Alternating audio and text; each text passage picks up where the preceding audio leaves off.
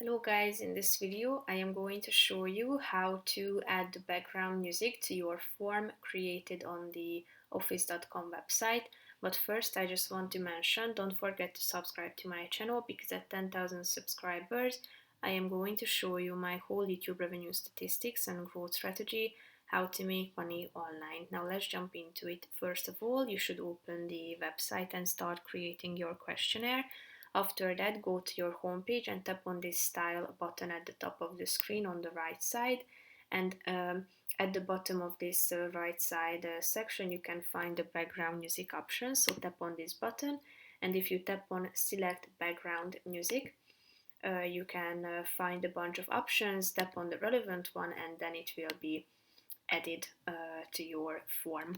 So that's pretty much it for this video, guys. See you in the next one. Bye bye.